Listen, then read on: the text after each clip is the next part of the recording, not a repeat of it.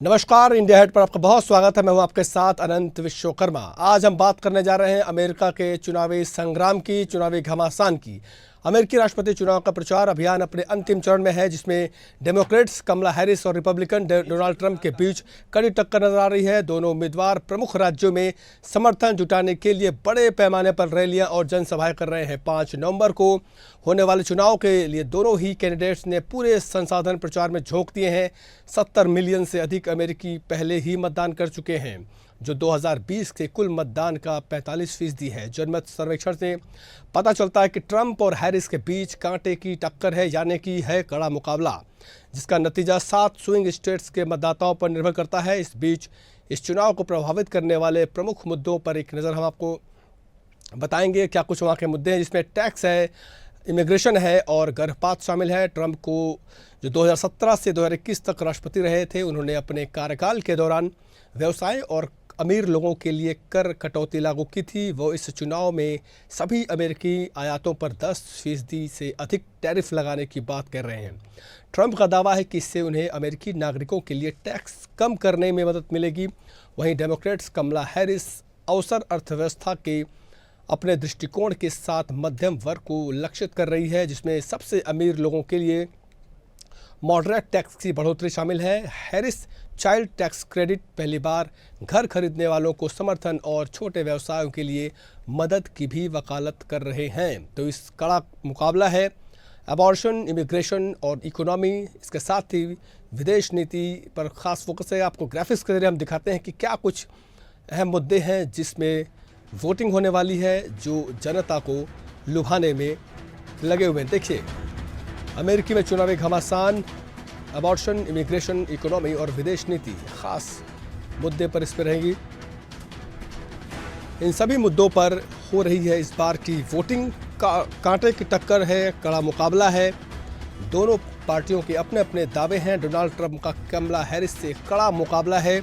जो हम बात कर रहे थे 7 स्विंग स्टेट्स की, वो स्विंग स्टेट्स आपको बता दें, वो है अटलांटा, जॉर्जिया, फिलाडेल्फिया, पेंसिल्वेनिया, रेले, उत्तरी कैरोलिना, डेट्रॉइट और मिशिगन। वो 7 स्विंग स्टेट्स इन्हें कहा जा रहा है, क्योंकि यही वो 7 स्टेट्स हैं जहां जो पार्टी जीतती है उसी की बनती है सरकार। अगर मैं भारतीयों के लिहाज से बात करूं तो यहाँ पर 52 लाख भारतीय आबादी है यहाँ की, जिसमें से 26 लाख से अधिक जो है भारतीय अमेरिकी हैं जो वोट डालते हैं, और बेहद अहम रोल इनका होता है अमेरिका के चुनाव में। और बेहद कड़ा मुकाबला। आपको बता दो कि 538 सदस्यीय ये अमेरिका के जो सीट्स होती हैं उस पर चुनाव होते हैं, और 270 जो जादवी आंकड़ा जिसे हम भारत में कहते हैं, वो 270 जो सीट्स है वो लाना बेहद अहम होता है। और अगर मैं कमला हैरिस की बात करूं या ट्रंप की बात करूं, तो दोनों कई बार जो उनकी जो डिबेट्स होती थी उसमें एक दूसरे को आगे पीछे इन्होंने पछाड़ा है, लेकिन जो जनता है वो किसे चुनेगी इसका बहुत जल्द पता चल जाएगा। अमेरिका की आबादी की बात करें तो 33 करोड़ से ज़्यादा की वहाँ आबादी है, और पेंसिल्वेनिया जो है, जो यहाँ का राज्य है, बेहद अहम इसे स्विंग स्टेट्स इसलिए कहा जा रहा है क्योंकि यहाँ पर 19 इलेक्टोरल वोट होते हैं, यानी कि सबसे ज़्यादा वोट्स इसी राज्य से आते हैं, इसीलिए बेहद अहम स्टेट है ये। और अगर मैं पेंसिल्वेनिया की बात करूँ तो पिछले 28 सालों में रिपब्लिकन यहाँ से लगातार जीती है। नॉर्थ कैरोलिना ने डेमोक्रेटिक पार्टी की मुश्किलें बढ़ाई हैं। 2008 में डेमोक्रेटिक उम्मीदवार पर वो जो थे ओबामा, उनको यहाँ से जीत हासिल हुई थी। स्विंग स्टेट्स में जीतने वाला ही प्रत्याशी राष्ट्रपति की कुर्सी पर पहुँचता है। ये एक बड़ा आंकड़ा है और एक बड़ी बात है अमेरिका चुनाव के लिहाज से बात करें तो। कई यहाँ के मुद्दे हैं, और मैं ये बात आपको एक और बता दूँ कि जो अमेरिका के जो अरबपति हैं, ज़्यादातर जो है वो ट्रंप के साथ हैं, और उन्होंने अच्छी खासी फंडिंग की है ट्रंप की पार्टी को। और मैं इस चुनावी खर्चे की बात करूं तो इसका यहाँ का जो चुनावी खर्च है वो डेमोक्रेटिक पार्टी का चुनावी खर्च बहुत ज़्यादा है, यानी कि जो कमला हैरिस हैं उनकी पार्टी ने काफ़ी टेलीविज़न एड्स दिए हैं और तमाम तरह के जो प्रचार होते हैं उसमें काफ़ी आगे हैं। लेकिन डोनाल्ड ट्रंप के भी जो चाहने वाले हैं वो कम नहीं हैं, उनके चाहने वाले अमेरिकी बहुत ज़्यादा हैं, और वो पहले भी राष्ट्रपति रह चुके हैं। इसलिए कहीं ना कहीं ये भी माना जा रहा है कि हो सकता है कि डोनाल्ड ट्रंप एक बार फिर से अमेरिका के राष्ट्रपति चुने जाए। क्योंकि उनकी जो एक कला है, उनकी जो डायरेक्ट अटैक की, वो अमेरिकी को काफ़ी पसंद आती है। चाहे वो टैक्स में छूट की बात हो या इमिग्रेशन पॉलिसी को लेकर जो उनकी जो बातें होती हैं, वो अमेरिकियों को खासी प्रभावित करती हैं। अभी डेमोक्रेटिक पार्टी यानी कमला हैरिस की पार्टी ने ये तंज कसा था, जो बाइडन ने ये तंज कसा था कि जो ट्रंप के जो वोटर्स हैं वो हैं कचरा, और इसका विरोध करते हुए जो तस्वीरें देख रहे हैं टेलीविजन स्क्रीन पर, वो कचरा गाड़ी लेकर बाकायदा और जो सफाई कर्मी की जो ड्रेस होती है वो पहनकर वो प्रचार करने निकले थे, और इसी ड्रेस में उन्होंने जनता को वहाँ पर संबोधित भी किया था। तो वार पलटवार का दौर लगातार जारी है, लेकिन कितना इम्पोर्टेंट है भारतीयों का वहाँ के जो वोटर्स है उसके लिहाज से, और भारत के लिहाज से भी कितना अहम है ये अमेरिका का चुनाव, और किसकी जीत से भारत को ज़्यादा फ़ायदा हो सकता है, इस पर हम चर्चा करेंगे। हमारे साथ हमारे स्टूडियो में है हमारे सहयोगी प्रखर जैन है। प्रखर, बहुत स्वागत है आपका। प्रखर, एक अमेरिका का जो चुनाव होता है वो बेहद अहम चुनाव होता है। सबसे बड़ा जो लोकतंत्र है, सबसे जो मजबूत देश है वो कहा जाता है अमेरिका को, और इसीलिए पूरे देश की, पूरी दुनिया की नज़र जो है वो अमेरिका के चुनाव पर होती है। आप इस चुनाव को आप किस तरह से देखते हो कि आप यहाँ पर पॉलिटिकल एक्टिविटीज़ तो आप कवर करते रहते हैं, लेकिन अमेरिकी चुनाव की बात करें तो उस चुनाव को आप किस तरह से देखते हैं? देखिए अनंत जी, बिल्कुल जो अमेरिका के अंदर, यूएसए के अंदर जो चुनाव है, मूल रूप से जो डेमोक्रेटिक और रिपब्लिकन कैंडिडेट्स कमला हैरिस और डोनाल्ड ट्रंप के बीच है। लेकिन अगर बात की जाए तो खास तौर पर इस चुनाव का सीधा असर भारत की जो जियोपॉलिटिकल सिचुएशन है जो वर्ल्ड के अंदर है, उस पर सीधे तौर पर प्रभाव पड़ेगा। और यही कारण है कि जब भी अमेरिका में चुनाव हुआ, चाहे वो बराक ओबामा का चुनाव हो या डोनाल्ड ट्रंप का पहली बार जब वो राष्ट्रपति बने थे उस समय वो चुनाव हो, या फिर बीता हुआ चुनाव हो या ये चुनाव हो, लगातार भारत की नजर इस चुनाव पर है। क्योंकि अगर देखिए बात की जाए तो अमेरिका की जो स्थिति है विश्व के पॉलिटिक्स में, उसकी अगर बात की जाए तो कहीं ना कहीं अगर बात की जाए, चाहे वो यूनाइटेड नेशंस की स्थिति हो या फिर दूसरे जो वर्ल्ड फोरम्स की स्थिति हो, वहां पर यूएसए सबसे बड़ा जो भारत की बैक रखने वाला जो देश है वो बनता हुआ नजर आएगा।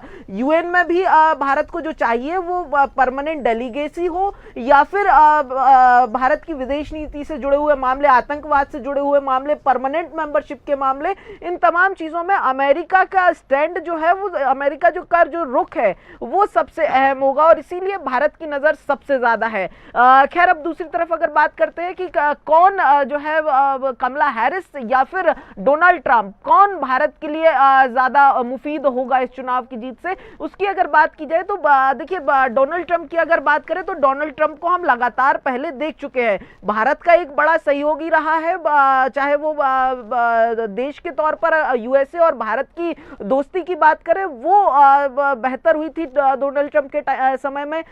वहीं अगर दोनों पॉलिटिकल लीडर्स की बात की जाए, चाहे भारतीय प्रधानमंत्री नरेंद्र मोदी और अमेरिकी राष्ट्रपति डोनाल्ड ट्रंप की बात की जाए, तो दोनों की जुगलबंदी का भी असर जो है वो देखने को मिला था। वहीं दूसरी तरफ कमला हैरिस की अगर बात करें तो भारतीय मूल की होने के नाते ये माना जा रहा है कि भारत के जो हित हैं और जो वहां पर अप्रवासी भारतीय रह रहे हैं अमेरिका में, उनके हितों के लिए अगर बात की जाए तो माना जा रहा है कि कमला हैरिस कहीं ना कहीं एक सॉफ्ट टोन नेता के तौर पर जो है वो उभरकर सामने आएंगी, और यही कारण है कि दोनों के ही जीतने से भारत को और भारतीय मूल के निवासियों को कहीं ना कहीं कुछ हद तक जो है वो नफा नुकसान जो है वो देखने को मिल सकता है। आनंद जी, प्रकार देखिए, जो ट्रंप हैं, डोनाल्ड ट्रंप, जो अपनी बेबाकी के लिए वो जाने जाते हैं, डोनाल्ड ट्रंप सीधे एक्शन की बात करते हैं, इसीलिए वो अमेरिका में काफ़ी जो है पॉपुलर हो रहे हैं लोगों के बीच में।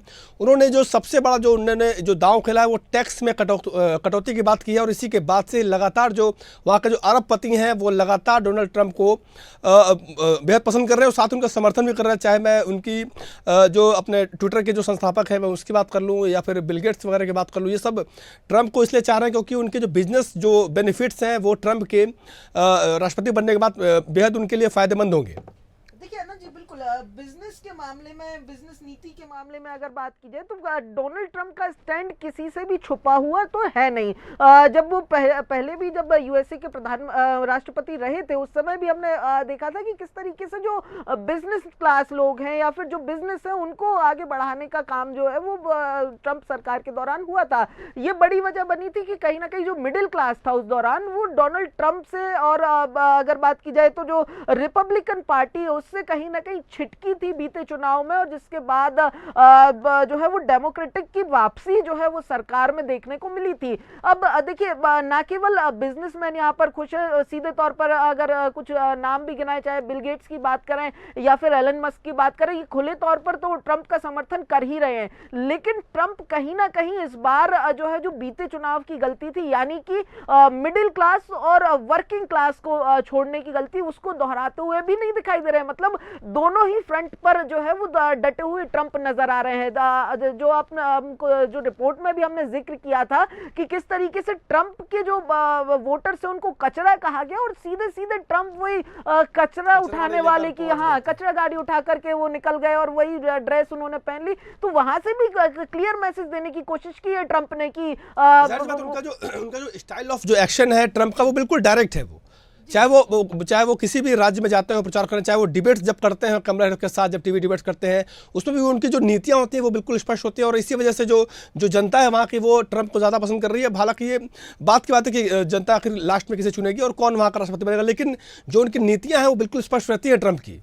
देखिए बिल्कुल आनंद जी, नीतियां स्पष्ट हैं और यही कारण है कि जो दोनों के बीच में जो डिफरेंस दिखाई दे रहा है अभी तक का, वो महज 1% और कई जो इलेक्टोरल राज्य हैं वहां पर तो 1% से भी कम है। ये बड़ा कारण है, ट्रंप ने अपने आप को मोल्ड किया है इस स्टाइल में, जिस स्टाइल में वो अभी नजर आ रहे हैं। उन्होंने बीते 4-5 सालों में अपने आप को, अपनी राजनीति को मोल्ड किया है। एक दूसरा कारण भी आनंद जी, जो विश्व भर में जो कारण देखने को मिला था, देखिए याद कीजिए डोनाल्ड ट्रंप के साथ 2 बार उनकी सुरक्षा में चूक हुई, दोनों बार उनकी जान जाते जाते बची। सिंपैथी वोट की आप बात कर रहे हैं, बहुत बड़ा इस बार जैसा कि हम भारत में देखने को मिलता है सिंपैथी वोट, चाहे वो दिल्ली के चुनाव हो चाहे कोई भी चुनाव हो, वहां पर सिंपैथी वोट का तो जाहिर सी बात है कैसे मिलता है। लेकिन अगर मैं भारत के दृष्टिकोण से एक बार फिर से मैं बात करूं कि वो किसका राष्ट्रपति बनना भारत के परिप्रेक्ष्य में ज्यादा ही फायदेमंद है या फिर उनके संबंध प्रगाढ़ करेगा? देखिए ना जी, संबंधों के तौर पर अगर बात की जाए तो दोनों सरकारों में, चाहे वो रिपब्लिकन की है या डेमोक्रेटिक की है, दोनों ही दौरान हमने भारत और अमेरिका के रिश्तों को लगातार मजबूत होते हुए देखा है।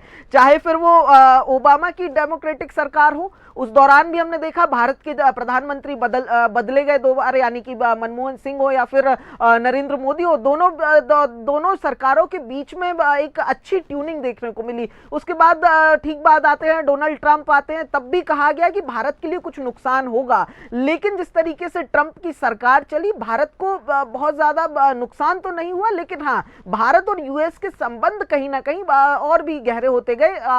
बीती जो सरकार आई डेमोक्रेटिक की, उसमें भी भारत अमेरिका के संबंध अच्छे रहे। तो ये तो कहा जा सकता है कि भारत और अमेरिका के संबंधों के बीच में बहुत ज्यादा दरार दोनों के ही आने से देखने को नहीं मिलेगी। लेकिन अगर बात की जाए तो कई सारे मुद्दे हैं जिनमें इमिग्रेशन एक बहुत बड़ा मुद्दा है भारतीयों के लिहाज से, और मूल भारतीयों के लिहाज से, प्रवासी भारतीयों के लिहाज से काफी कंट्रोवर्सी भी अभी कुछ दिनों पहले हुई थी इसको लेकर, जब वीजा को लेकर भारत और अमेरिका के बीच में कुछ तनातनी देखने को मिली थी। हालांकि चुनाव का समय आने वाला था तो कहीं ना कहीं उसको कंट्रोल किया गया, डैमेज कंट्रोल किया गया था उस दौरान, लेकिन कहीं ना कहीं ये दोनों की स्ट्रेटेजी तो स्पष्ट है भारतीयों के लिए।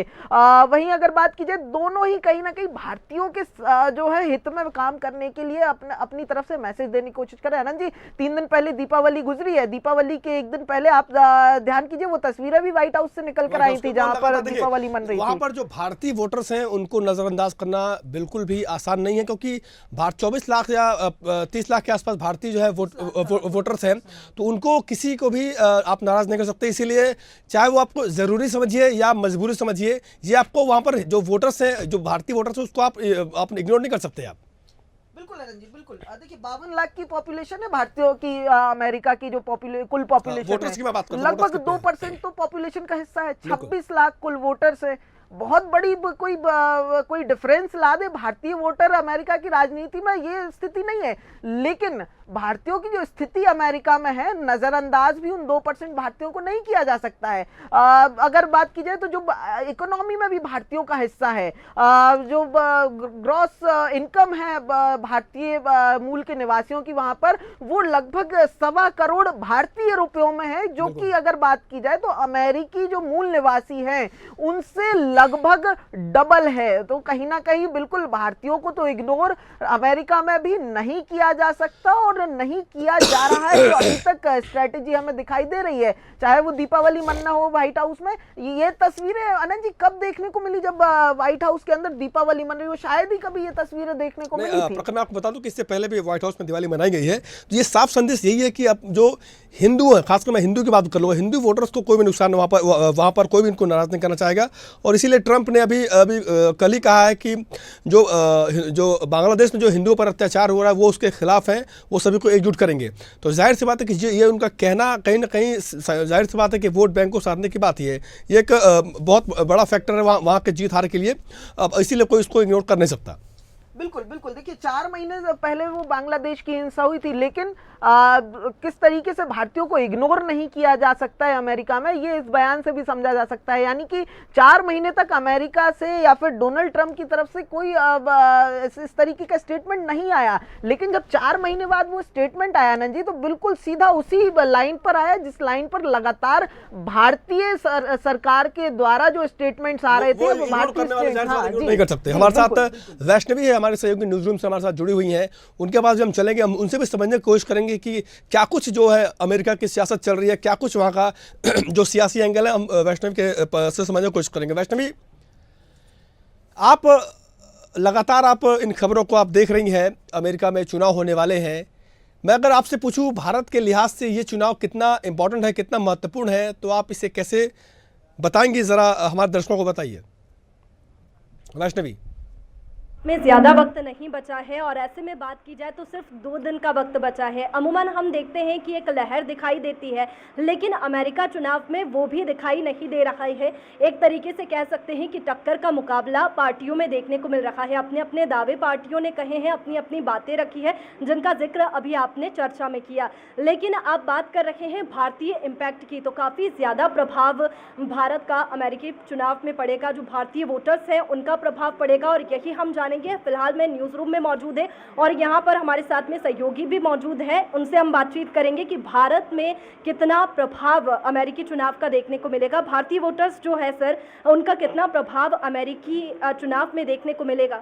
देखिए, भारत के वोटर्स का प्रभाव तो वहाँ पे रहेगा, क्योंकि भारतीय प्रवासियों की संख्या ही 6 करोड़ 7 करोड़ है। तो डेफिनेटली ये मुद्दा तो वहाँ रहने वाला है, क्योंकि प्रवासियों का जो मुद्दा है ये अमेरिकी चुनाव में हमेशा से ही गर्म रहा है।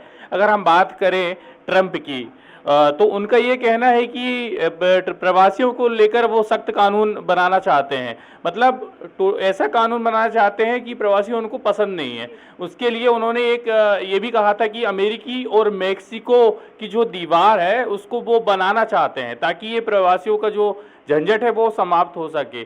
और इसी तरह उनकी ये सोच है कि रोजगार का जो अगर इशू आता है अमेरिका में, तो वो प्रवासियों के कारण आता है, क्योंकि उनकी जनसंख्या लगातार बढ़ती जा रही है। ये ट्रंप की तरफ से है। उसके बाद अगर हम कमला हैरिस की बात करें तो वो सॉफ्ट नेचर रखती हैं प्रवासियों को लेकर। उनका कहना है कि वो सख्त हैं और जो कानून है प्रवासियों को लेकर अमेरिका पर अभी फिलहाल वो उसके साथ हैं। तो दोनों ही अपने अलग अलग पहलू हैं। दूसरी बात अगर हम बात करें और भी बहुत बड़े महत्वपूर्ण मुद्दे हैं, जैसे कि एक गर्भपात का बहुत बड़ा मुद्दा वहाँ पे चल रहा है कि इसके कारण 2 पक्ष हो चुके हैं। महिलाएं जो है वो कमला हैरिस के साथ है और पुरुष जो है वो ट्रंप के साथ है। अब ऐसा क्यों है? इसलिए क्योंकि जो गर्भपात का मुद्दा है वहाँ पे कमला हैरिस का कहना है कि गर्भपात महिलाओं का अधिकार है, मतलब महिला जो चाहे वो कर सकती है, जबकि ट्रंप इसके बिल्कुल विपरीत है कि ऐसा नहीं होना चाहिए। कमला हैरिस का वो विरोध भी कर चुके हैं इस मुद्दे को लेकर। तो ये एक बहुत बड़ा मुद्दा इस चुनाव में देखने को मिला। उसके बाद जलवायु परिवर्तन को लेकर भी दोनों की अलग अलग राय है। एक बहुत डिफरेंट राय है। अगर हम ट्रम्प के बारे में बात करें तो उनकी ये सोच है कि जलवायु परिवर्तन को लेकर जो हम इलेक्ट्रिक वाहनों के बारे में बात करते हैं और सौर ऊर्जा, अक्षय ऊर्जा की बात करें तो उनका ये कहना है कि इससे व्यापार में कमी आ रही है। अगर इलेक्ट्रिक वाहन होंगे तो व्यवसाय नहीं बढ़ेगा, तो वो समाप्त करना चाहते हैं। मतलब ये बहुत ही डिफरेंट चीज़ है। और इसके विपरीत कमला हैरिस की बात करें तो उनकी ये सोच है कि नहीं, व्यापार को, अक्षय ऊर्जा को बढ़ोतरी की जाए। जो जिस तरीके से भारत की रणनीति है, भारत की सोच है, वैसे ही वो कमला हैरिस के समान है। बिल्कुल, देखिए कई मुद्दे ऐसे हैं जिनकी चर्चा, जिनको लेकर के हमने इस चर्चा में बात भी की है और जिनका इम्पैक्ट भी अमेरिका चुनाव में देखने को मिलेगा। लेकिन एक कार्यक्रम का जिक्र करें तो 6 साल पहले एक कार्यक्रम आयोजित हुआ था हाउडी मोदी करके, जिसमें टैक्सेशन को लेकर के बात हुई थी और डोनाल्ड ट्रंप का सपोर्ट यहाँ पर प्रधानमंत्री नरेंद्र मोदी ने किया था। उसे लेकर आप क्या कहेंगे, क्योंकि भारतीय वोटर्स का इम्पैक्ट जो है वो अमेरिका में देखने को मिलेगा? बिल्कुल, ये भारतीय वोटर का जो इम्पैक्ट है वो अमेरिका में डेफिनेट देखने को मिलता है, क्योंकि 6 से 7 करोड़ प्रवासी हैं, भारतीय हैं वहाँ पे, तो एक बहुत बड़ा मुद्दा रहने वाला है। और साथ ही साथ एक, अगर हम हाउडी की बात करें, पीएम मोदी जब गए थे तो अब आप ट्रंप और पीएम मोदी के रिश्तों के बारे में बात करते हैं। बहुत ही घनिष्ठ मित्र हैं दोनों। यहाँ पे भारत में भी मुलाकात हुई थी, उनकी बेटी यहाँ पर आ चुकी है भारत में, और दोनों के घनिष्ठ मित्र हैं। मतलब अगर हम देखें मध्य पूर्व की, अगर हम बात करें, रूस की बात करें, ईरान की बात करें, तो जो घबराहट इन देशों में वो भारत में नहीं है, क्योंकि भारत के साथ अमेरिका चाहता है कि मजबूत रिश्ते रहे। उसके 2 कारण हैं। पहला कारण तो ये है कि जो जानकारी है तो जरा वो जानकारी साझा करें। जो रक्षा नीति है, रक्षा यहाँ पे सैन्य जो होता है, सैन्य कंपनियां हैं, तो जो हथियार हम अधिकतर खरीदते हैं रूस अमेरिका से अधिक। बिल्कुल, देखिए जिस तरीके से भारत के इम्पैक्ट की अनंत जी हमने बात की है कि भारतीय वोटर्स का प्रभाव बहुत ज़्यादा अमेरिका के चुनाव में पड़ने वाला है। इसके साथ ही और भी कई मुद्दे हैं। जिस तरीके से हम देख रहे हैं कि भारत में आसपास दुनिया में जिस तरीके से इजराइल और खालिस्तान की अगर बात करें तो जो स्थिति वहाँ की बनी हुई है उस पर भी हम चर्चा करेंगे, क्योंकि उसका प्रभाव भी अमेरिकी चुनाव में देखने को मिलेगा। हमारे सहयोगी यहाँ पर मौजूद है। सर, जिस तरीके से बात की जाए अमेरिका चुनाव की, तो इसराइल और फिलिस्तीन की स्थिति की बात करें तो कैसा प्रभाव अमेरिकी चुनाव में देखने को मिलेगा? बेसिकली बात किया जाए तो नज़दीकी चुनाव है जो अमेरिका का, ये चुनाव बहुत नज़दीकी है। दोनों ही नेता लोकप्रिय हैं और बात किया जाए वहाँ के वोटर्स की पक्ष की, तो ये दोनों पक्ष जो है बहुत मजबूत है।